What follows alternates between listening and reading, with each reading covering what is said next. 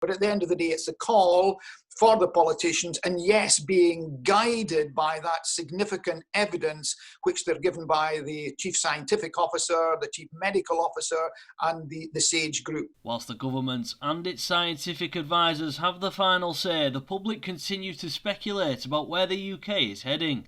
The Prime Minister has stood firm against those calling for a national lockdown like the one seen in Wales, and there are suggestions that if cases do continue to rise, England could move to a 4-tier system instead, as the Foreign Secretary argues there would be no way out of a circuit breaker lockdown.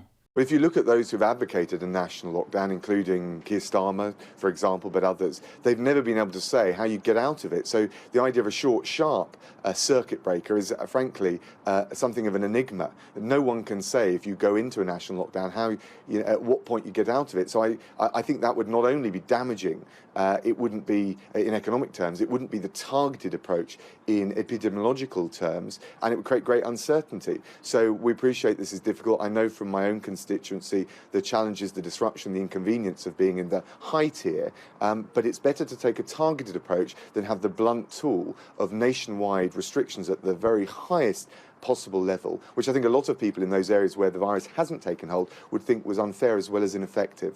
As France has restored a national lockdown, the second wave continues to develop throughout the rest of Europe.